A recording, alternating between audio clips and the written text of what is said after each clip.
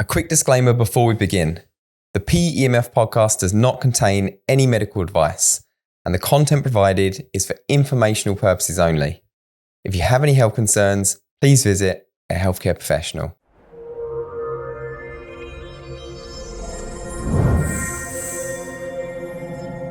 Welcome back to the PEMF podcast. Today we're talking about a symptom that affects millions of people worldwide and can have a huge impact on daily life: tinnitus.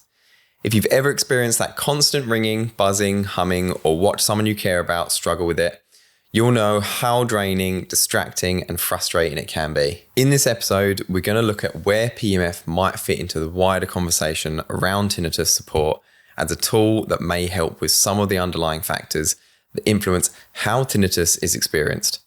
So today we're going to be digging into the science, the studies, and the practical ways PEMF is being used as part of the broader wellbeing toolkit for people navigating tinnitus. And a great place to start with this, and where we normally start, is just to actually understand what actually is tinnitus. So tinnitus isn't actually a condition, it's a symptom. It's a perception of sound when no external sound is present, often described as ringing, buzzing, humming, hissing, or a high-pitched tone. For some people, it's constant. For others, it comes and goes. It doesn't always feel like it's in the ear. Many people describe it as happening somewhere outside the head. What actually causes tinnitus as well? Is it a standalone cause, or is it kind of a variety of things that could cause it? There isn't actually one standalone cause. Tinnitus is an umbrella symptom. It can arise from many different factors, including noise exposure, stress, hearing changes, jaw or neck tension, circulation, or just the way the brain processes sound signals. Because so many systems are involved, auditory, neurological, emotional, the experience varies widely between individuals and often doesn't trace back to one single source. No, amazing. And what are kind of like the common treatments that you might find or get for tinnitus? Tinnitus doesn't have one single treatment because it isn't one condition. As we mentioned, it's a symptom with many different potential triggers. So most approaches therefore focus on reducing how noticeable the sound feels or managing the factors that may influence it. Sound therapy is one of the most common tools. Tinnitus retraining therapy builds on this by pairing sound with guided support to help the brain interpret tinnitus as a neutral signal. And cognitive behavioral therapy is often used to reduce the emotional intensity around the experience because stress can amplify tinnitus. Many people explore nervous system supportive practices such as better sleep routines, breathwork, meditation, relaxation techniques, or even PEMF, which we'll get onto later. And physical contributors like jaw tension, neck stiffness, or posture can also play a role, meaning physiotherapy or jaw work may form part of the overall approach. And we'll start getting into the PEMF side of it now. And for anyone who hasn't heard of PEMF before, just what is it in 30 seconds? PEMF therapy, which stands for pulse electromagnetic field therapy, is a non-invasive, drug-free and natural treatment that uses pulsed electromagnetic fields to stimulate the body's natural healing processes, and that creates the optimal environment within the body to heal. Okay, great. And we know that tinnitus isn't condition specific and neither is PEMF, but has there been any kind of studies into PEMF being used for tinnitus? Yeah, one study explored whether PEMF applied over the mastoid bone could influence tinnitus symptoms. The mastoid sits directly behind the ear, close to the auditory pathways, which makes it an interesting location for researchers to apply PEMFs. This double-blind placebo-controlled trial involved 58 people from the Liverpool Tinnitus Association, all with long-standing tinnitus. Participants were randomly given either an active device or a placebo device and used it for 1 week. At the end of the trial, 45% of those using the active device reported an improvement in their tinnitus compared to just 9% in the placebo group, a statistically significant difference. The authors suggested that electromagnetic stimulation may be helpful for some tinnitus sufferers, but also highlighted the need for a larger, more detailed study to understand how it works and who might benefit. And yeah, and hopefully they will do more studies on it soon, and we'll maybe be able to narrow down who exactly it could benefit more, like what causes of the tinnitus it might benefit more. But talking about studies, was that all for PEMF and tinnitus studies, or are there any more? Yeah, another study including 16 people with chronic tinnitus received PEMF using a system applied to the back of the head at 50 Gauss.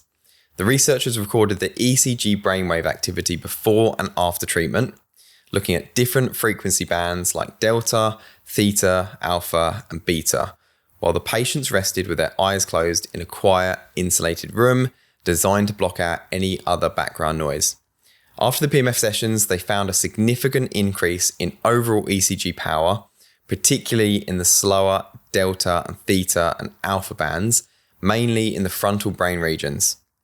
The shift in brain activity was accompanied by improvements in tinnitus-related questionnaires, including measures of loudness, concentration, annoyance, sleep, and emotional distress.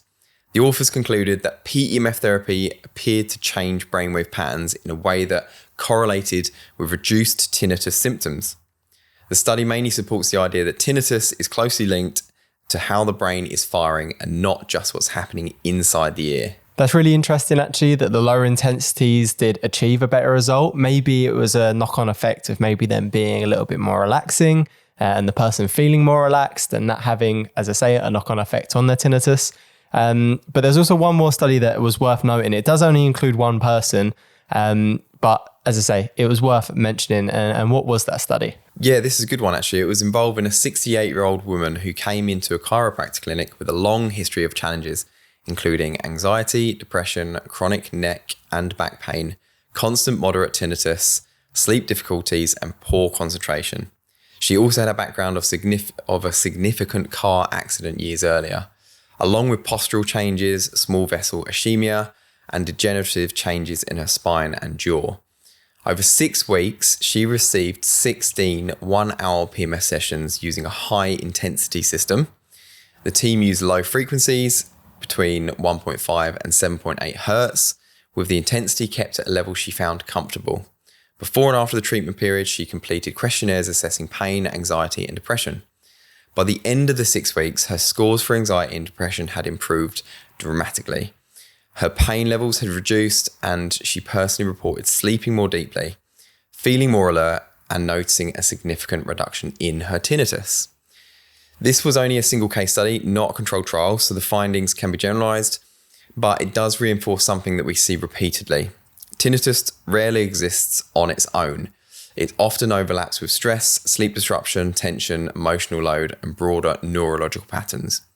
When someone works on overall well-being and nervous system regulation, which is one reason people explore PEMF, there can sometimes be a knock-on effect and how tinnitus is experienced, even if therapy isn't targeted tinnitus directly. And yeah, no, definitely. It's the same with even some other conditions that you might use PEMF for. It might not be targeting the condition specifically, but where it has other effects, it then kind of has a knock-on positive effect to what you're actually trying to achieve.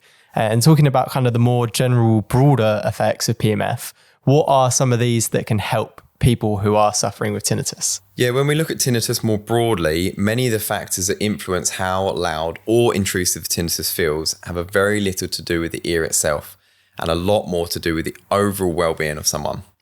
This is where some of the general effects of PEMF become more relevant. People commonly use PEMF to support relaxation, improve general circulation, and help the nervous system shift out of a heightened stress state into a calmer, more balanced one.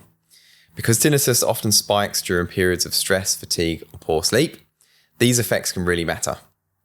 Many people report that PEMF helps them unwind at the end of the day and feel more relaxed and sleep more deeply. We actually always find that the most common feedback we get after the first day of using PEMF is improved sleep or just generally better sleep. Just that alone can make tinnitus feel less intrusive. The same applies to stress. Lower frequency PEMF settings are also used specifically to help people relax and to reduce internal tension. And another area that connects tinnitus is musculoskeletal tightness, especially around the neck and jaw. These regions serve nerve pathways with the auditory system, so tension here can sometimes act as a trigger. Many PEMF users target these areas to help reduce stiffness or discomfort, which may indirectly influence how the tinnitus feels. So while PEMF isn't a tinnitus treatment and it isn't working on the ear itself, its broader effects on stress, sleep, relaxation, and musculoskeletal tension can create a more settled internal environment.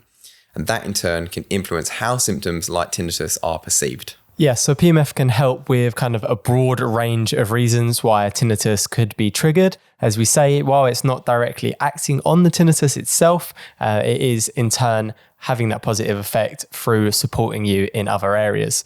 But now talking about kind of application, specification, kind of devices that you might use for tinnitus, what is a way that someone might actually apply PEMF for tinnitus? Yeah, when it comes to application, as always, a full body mat is usually the best and ideal place to start. It allows you to support the whole body rather than just focusing on one area, which is helpful when the triggers behind tinnitus can vary so widely from person to person and can sometimes be unknown. So target the whole body makes way more sense than nothing gets missed. For tinnitus specifically, it's even more beneficial if the device has a localized applicator. So like a 2-in-1 setup. The mat covers the general whole body side of things, and then the smaller applicator gives you the option to target maybe like the head, the jaw, upper neck areas, or wherever you find it most beneficial to target, which that can be relevant depending on what's contributing to the tinnitus. It's also helpful if the local applicator can be used independently from the mat. That way, if somebody finds that direct sessions around the head or neck actually work best for them, then they can run those without needing to use the full body mat every single time. And if the applicator is rechargeable and portable, for example, that adds even more flexibility.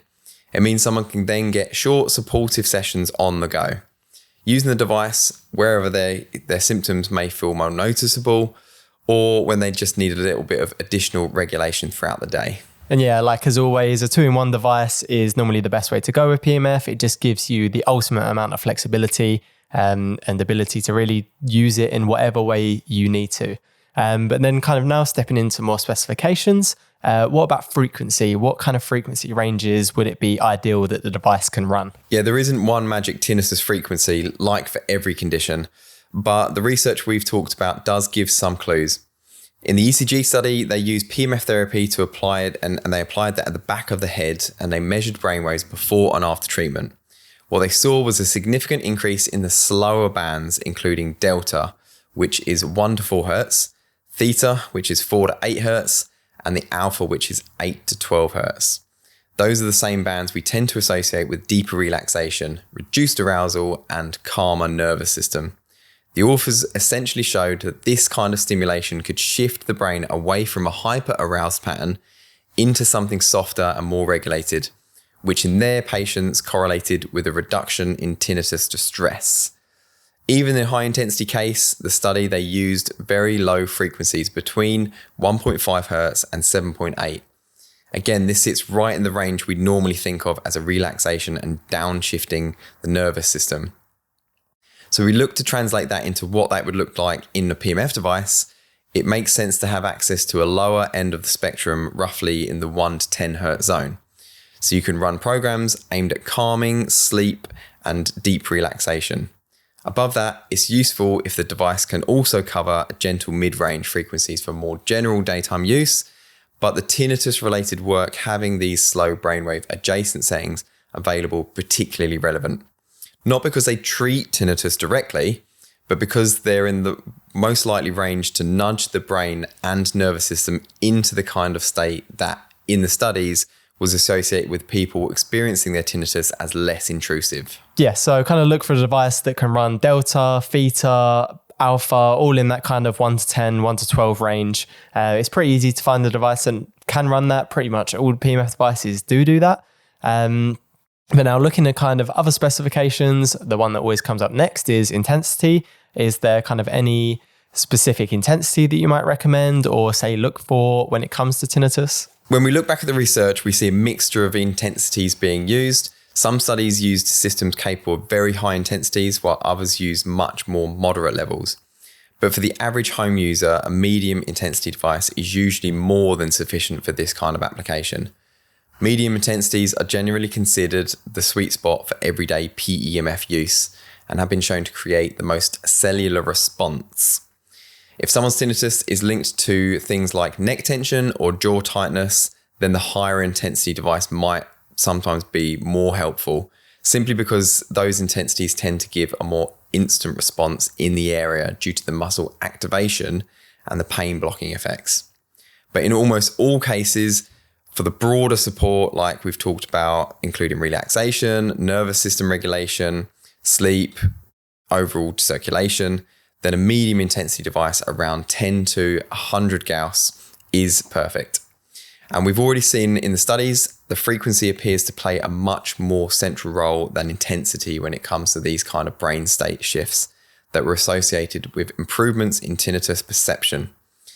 So high intensity can have its place for some people, but for the majority exploring PEMF at home, a solid medium intensity device is usually the most balanced and suitable option. So yeah, once again, kind of like almost all home use situations, a medium intensity device is normally the better way to go. But now we know the application, frequency, intensity, what really kind of matters the most out of any of this? At the end of the day, as always, the single biggest factor is consistency. With PEMF, especially for something as complex as multi-layered as tinnitus, it's not about chasing the perfect intensity or obsessing over one setting. It's about using the device regularly enough to give the body time to respond. Across PEMF research in general, this tends to be incredibly consistent. Most studies run for at least 2 weeks, and many of them note benefits continue to build over longer periods, such as 4 weeks or even more.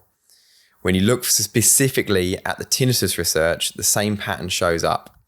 The mastoid stimulation trial used daily sessions for a week. The ECG study involved repeated stimulation across several days before measurable brainwave changes were appearing. And at the longer end, the case study with the 68-year-old woman also was used 16 one-hour sessions over 6 weeks, which is much more reflective on the timeline seen in broader PEMF research. None of these outcomes came from a single one-off session, and all came from repeated exposure over time. For home users, a realistic routine might look like daily short sessions, perhaps once a day in the morning for 20 to 30 minutes, or at least several sessions per week. The key is maintaining a rhythm that supports the nervous system consistently rather than dipping in and out. So while frequency, intensity, and application all matter, the real driver of meaningful change is sticking with it over weeks and months, not days. PEMF, as always, works best when it becomes part of somebody's routine. That's when the body has the best chance to settle, regulate, and respond to those. And in some of the studies, they also tracked their progress to kind of get more kind of actual data rather than just kind of judging it off how they feel. What is some ways that people might actually be able to kind of track at home? A lot of people might not have an ECG machine. So what are kind of some simple ways people can kind of track their progress with PEMF and tinnitus? Yeah, it's a great question because tracking tinnitus can feel quite tricky for a lot of people. It's not like a migraine where you can measure how strong the pain feels. With tinnitus, the sound is internal and changes from day to day quite frequently. So the key is to keep things simple but consistent. One of the best ways is to keep a short daily or weekly log instead of focusing purely on the loudness of the sound, which can fluctuate naturally. It's often more helpful to track the factors that influence how intrusive tinnitus feels. Things like stress levels, sleep quality, concentration, and how much the tinnitus is affecting your mood or daily routine. You can also note moments where it feels less noticeable, time of day when it's calmer, or situations that seem to trigger spikes. Some people like to use a simple 1 to 10 scale for tinnitus intrusiveness, or just how much it bothered you that day. Others like to track things like jaw tension, neck stiffness, or anxiety levels because all of those can be relevant for most people. The important thing is to start logging this 1 to 2 weeks before you begin PEMF, so you have a clear baseline. Then keep tracking over the following weeks because changes with PEMF tend to show up gradually rather than overnight. Small shifts like better sleep, fewer stress spikes, shorter episodes, or more quiet moments throughout the day are often the first signs people notice. Having those written down makes it much easier to see whether patterns are changing over time and whether PEMF is helping you to feel calmer, more settled, and less affected by the sound. And yeah, it's exactly that. You don't need a really complex way to kind of track your tinnitus. You just need to kind of track some basic areas, kind of on a 1 to 10 scale. And as Andy said, keep a kind of baseline before you start PEMF, just so you can kind of see a before and after. But yourself, have you ever actually had any kind of success stories with customers or anything like that of anyone who has used PEMF for tinnitus? Well, yeah, actually, like you mentioned, tinnitus is one of them ones that actually maybe people don't buy a PEMF device for initially, but they report that their tinnitus is reduced. And this has happened personally to me with a couple of friends actually and family members. So in a previous life, I was a DJ, and one of my best friends, he still DJs now, and he plays his sound incredibly loud, and he suffered with tinnitus his whole life. It's something that really affects people, and probably anyone listening to this episode will know somebody with tinnitus. My mum even had tinnitus, and she had tinnitus for a number of years. I think she said to me before it was over 20 years. And this was one of them stories where she started using one of our full body mats, and she was just using it for general maintenance, health and well-being, and wasn't really thinking about the tinnitus at the time. But over the time of she's been using the PEMF mats now for years. And she actually mentioned to me that she doesn't suffer with tinnitus at all anymore. It just kind of vanished like over time. It was a real kind of long reduction. But all of a sudden she just had this light bulb moment that it doesn't affect her anymore. And I remember calling her up and asking me whether I thought that PEMF was related to this. And as we've gone through in this episode, for sure, I think that was a byproduct of the PEMFs. That's really another testament to the whole fact that PEMF needs to be used consistently. It's not something that you're going to use once and you're going to have life-changing benefits. It will be something that will be over weeks, sometimes months, even in some cases, even years to get to your desired outcome. If you stick with it and be patient, you'll get there in the end. But if anyone's watching this and wants to go and check out any of the studies that we spoke about in this episode, I'll link them all below. As well, while you're down there, make sure to follow, subscribe, leave us a comment if you want us to cover any other conditions, or if you have any general feedback on the episode, let us know down below, and we'll either respond to your comments or maybe take some of your advice on board. But if you're on audio platforms as well, make sure to leave us a 5-star review. It just helps us make more and more of these episodes and get even bigger and better guests on in the future. Thanks for listening for another episode of the PEMF podcast.